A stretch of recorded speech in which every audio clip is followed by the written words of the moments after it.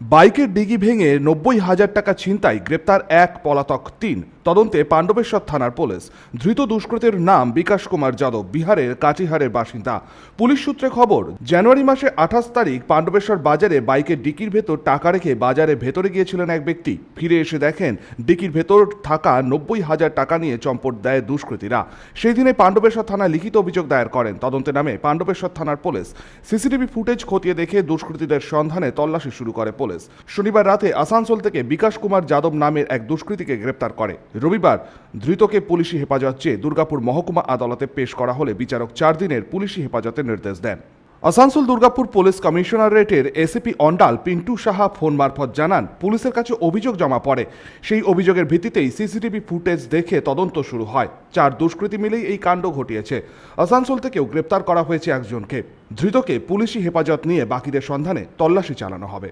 Sir বলছি, ওই যে পাণ্ডবেশ্বর থানা যেটা অ্যারেস্ট করেছিল ওই ছিনতাইয়ের কেসে গাড়ির ডিকি স্যার, ওটা কি হয়েছিল একটু যদি বলেন। আজকে যাকে ফরওয়ার্ড করা হয়েছে তো? হ্যাঁ হ্যাঁ হ্যাঁ, আজকে যাদেরকে ফরওয়ার্ড করা হয়েছে। এক ব্যক্তি টাকা তুলেছিল, এক ভদ্রলোক, উনি ওই সাইকেলের ডিকির ভেতরে টাকা রেখেছিলেন। সরি, বাইকের আচ্ছা।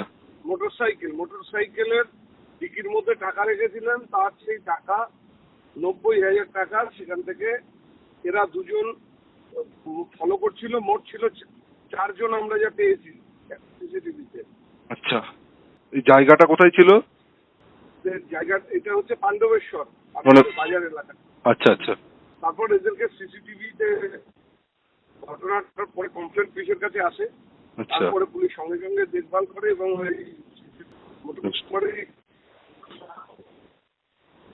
দুটো মোটরসাইকেল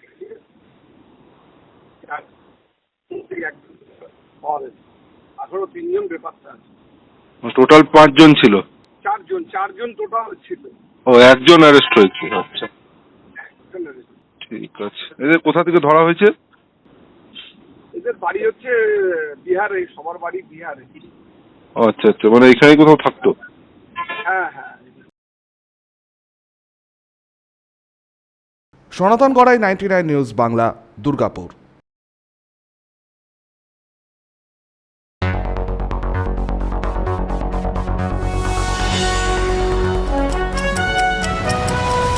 আপনারা দেখছেন 99 নিউজ বাংলা।